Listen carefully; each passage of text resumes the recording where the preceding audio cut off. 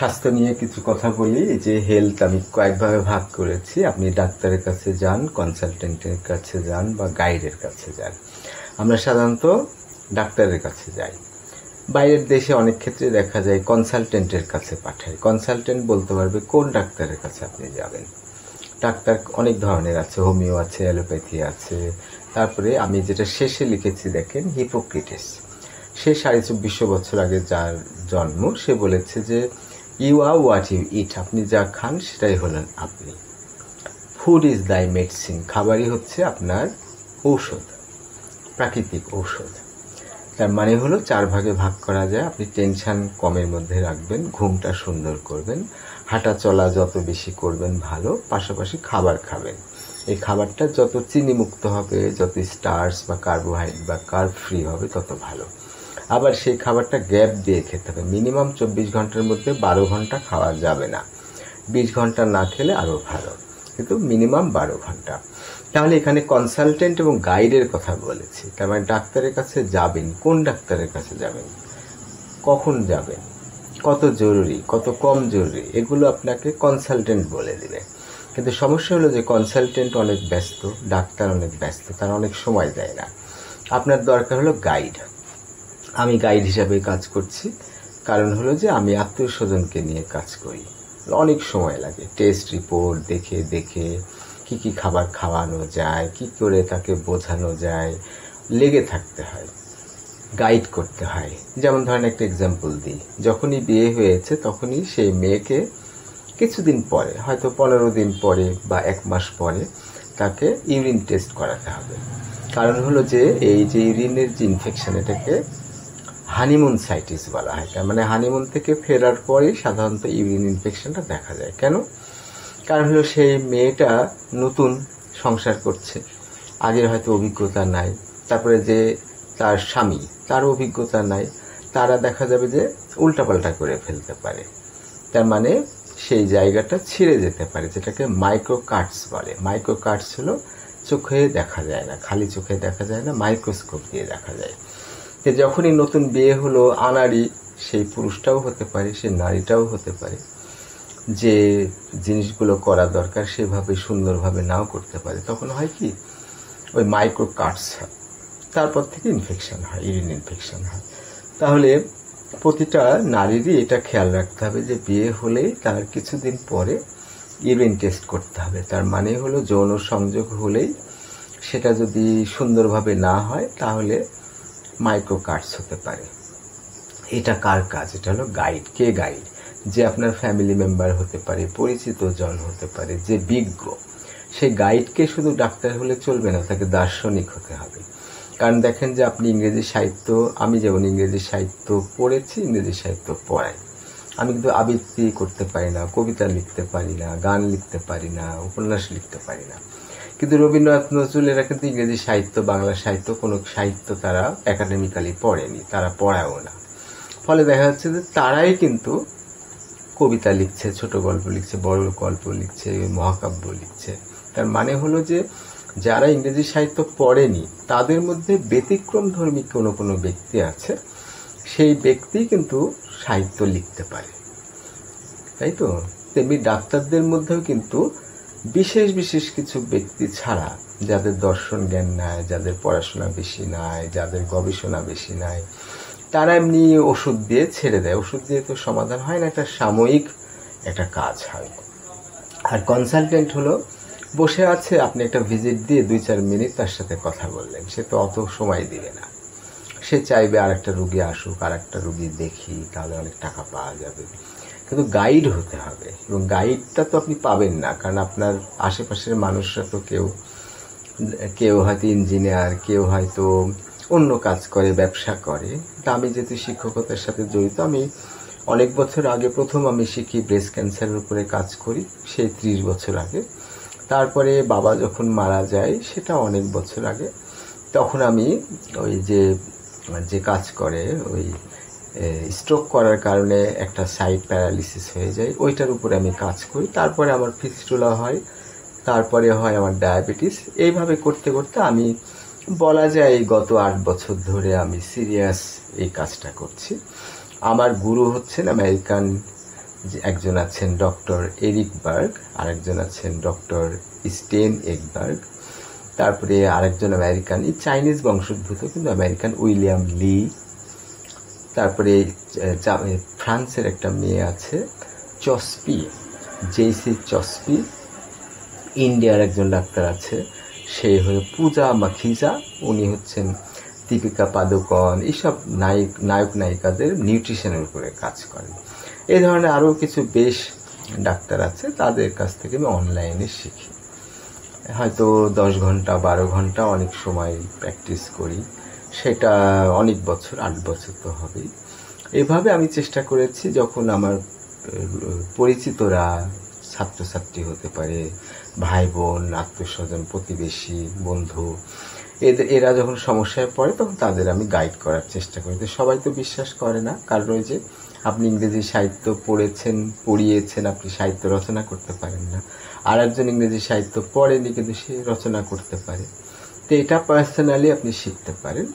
আমার বন্ধু যে কানাডায় আছে, জিনেট আমার কলিগের সাথে বিয়ে হয়, সেও কিন্তু তার ভাই যখন প্যারালিসিস মতো হয়েছিল তখন বাংলাদেশে আসছিল কিছু মেডিকেল সায়েন্স নিয়ে কাজ করার জন্য।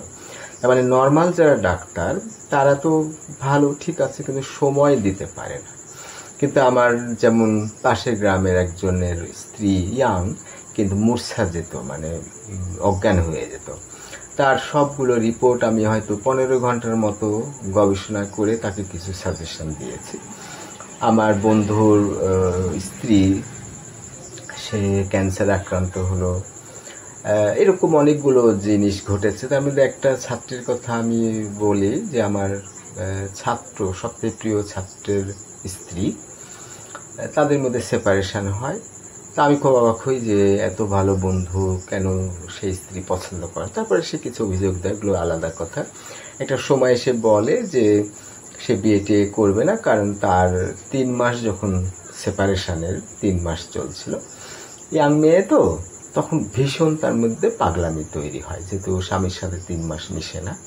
তারপরে তার মা হলো হোমিও ডাক্তার ছিলেন, উনি মারা গেছেন। বলেছে যে মা কি করবো, তখন সে হোমিও ওষুধ দিয়েছে, দিয়ে তার ওই আগ্রহটা নষ্ট করে ফেলেছে। তা আমি বললাম এই সর্বনাশ হয়ে গেছে, জীবনের একটা বড় অংশ হলো খাবার এবং আর একটা অংশ হলো যৌনতা। সেখানে যেমন একটা এক্সাম্পল আছে, আমাদের শরীরের বাইরে যেটা কিডনি, লিভার, এগুলোর গুরুত্বপূর্ণ অর্গানের চারিপাশে মেমব্রেন থাকে, মিউকাস মেমব্রেনস, কাদা কাদা। সেটা সতেজ রাখে কখন, যখন যৌন সম্পর্ক হয় তখন স্প্রিঙ্কল, মানে পানি ছিটাই, যেমন পান আছে, পানের গায়ে পানি ছিটিয়ে ছিটিয়ে পানটাকে সতেজ রাখে দোকানে যেটা, সেরকম। তা আমি বললাম যেটা সর্বনাশ, যৌনতা দিয়ে একটা এনার্জি মানুষের মধ্যে, শারীরিক অ্যাক্টিভিটি কাজ করে, তাহলে তোমার কিন্তু অনেক বিপদ হবে।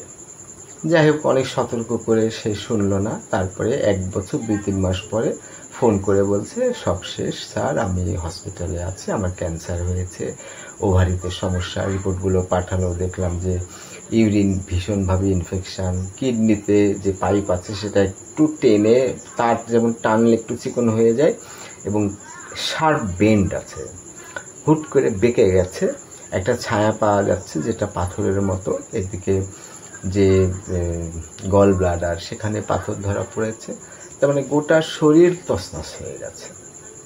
তারপরে যাক অপারেশন করে কোনো রকম চলছে, ক্যান্সারের কারণে সবগুলো উড়িয়ে দিয়েছে। আমার ভাতিজির সবচেয়ে বেস্ট ফ্রেন্ড, তার ছোটোবেলা থেকে মেনস্ট্রুয়াল সমস্যা, সেটা অনেক ব্যথা, তার মানে ব্যথা হলেই বিপদ। এই যে গাইডের কাজ, তার মানে কোনো মেয়ের যদি মিন্স হতে অনেক দেরি হয় বা অনেক আগে হয় তাহলে অনেক জটিলতা আছে, আবার যদি মিন্সে ব্যথা হয় তাহলে অনেক জটিলতা আছে, এন্ডোমেট্রিওসিস, নানান ধরনের কমপ্লিকেশানস হতে পারে।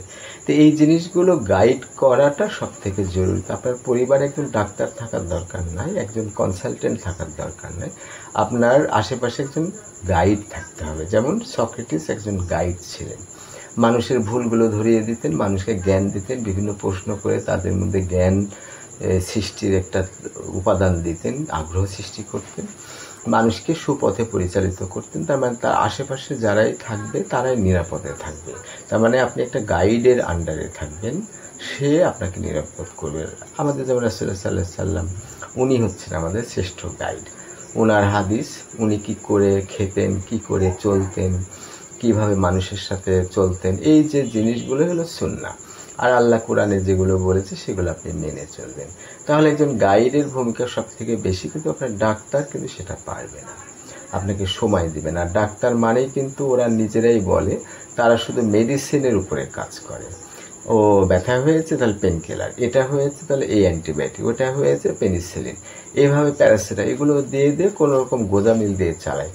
আমার যে ওয়াইফের কাজিন খুবই ভালো ডাক্তার, ঢাকা মেডিকেল কলেজের সে অধ্যাপক মেডিসিন বিভাগের, লন্ডনে RCS করে আসছে অনেক কিছু, কিন্তু সে নিজেই বলছে যে হাঁটু ব্যথা নিয়ে কথা হচ্ছে NTVর সাথে, বলছে যে হাঁটু ব্যথা হলে ইঞ্জেকশন দেয়, ইঞ্জেকশন দিলেই কিন্তু প্রথমে একটু আরাম পাওয়া যায়, পরে অনেক ক্ষতি হয়ে যায়। এই যে ভয়াবহ দিক আছে ট্রিটমেন্টের, প্রতিটা অসুখের একটা কারণ থাকে কমন, সেটা হলো ওষুধ সেবন। ওষুধ খুব বিপজ্জনক, তাহলে ওষুধ খুবই বিশেষ প্রয়োজন ছাড়া খাওয়া যাবে না, খুবই লিমিটেড খেতে হবে, যা একেবারেই অসহ্য যখন খুবই প্রয়োজন। তার মানে আপনাকে গাইডের আন্ডারে থাকতে হবে, কিন্তু আপনি গাইড তো পাবেন না। তা আমি আমার আশেপাশের মানুষদের আমি গাইড হিসেবে কাজ করছি, সবাই হয়তো বিশ্বাস করে না, যারা করে আমার হেল্প নেয়। আপনারাও হেল্প নিতে চাইলে পারবেন, আমাকে মেসেজে ওই টেস্ট রিপোর্টগুলো পাঠালে আমি ওগুলো গবেষণা করে একটা কারণ বের করে দেবো। আমার ভাগ্নি যখন 2014 সাল, তখন একটা রিপোর্ট আসছে যে তার ব্রেস্টের যে সাইজ অনেক বড়, তার মানে হলো যে হরমোনাল সমস্যা, সেই হরমোনের অতিরিক্ত হরমোনের আধিক্যের কারণে ওইটা অনেক বেশি হয়েছে, তাই তো। তারপরে ওইটাকে খাবার দাবার, ব্যায়াম ট্যাম, ঘুম এগুলোর মধ্যে না গিয়ে কিছু ওষুধ দিয়েছে, সেই ওষুধের কারণে ওষুধটা সারেনি, কমপ্লিকেশন বেড়ে গেছে। তারপরে 2018 সাল থেকে মরার মতো, কখন কি হয় কোনো ঠিক ঠিকানা, কতবার কত কি হয়। তার মানে হলো যে এই যে ওষুধ দিয়ে অসুখ সারানোর প্রবণতা, সাধারণ ডাক্তাররা সেটাই করে থাকে।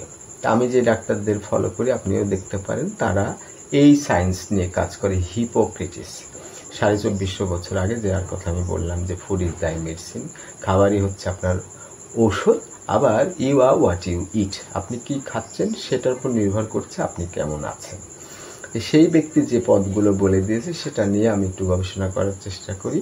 আর আমার যে গুরু, আমেরিকান বিশ্বের সেরা কয়েকজন ডাক্তার আছে, কারণ অনলাইনে তো সবাই মানে ফ্রি, তো ফ্রি যদি হয় তাহলে পৃথিবীর সেরা ডাক্তারকে আমি নিব। তারা কিন্তু এই হোমিও, অ্যালো এই পথের না, তারা হলো হিপোক্রেটিসের পথে। সেজন্য আমি বলি যে আমি হিপোক্রেটিস সায়েন্সের জনক যে হিপোক্রেটিস, সেই হিপোক্রেটিসের পথ আমি অবলম্বন করি।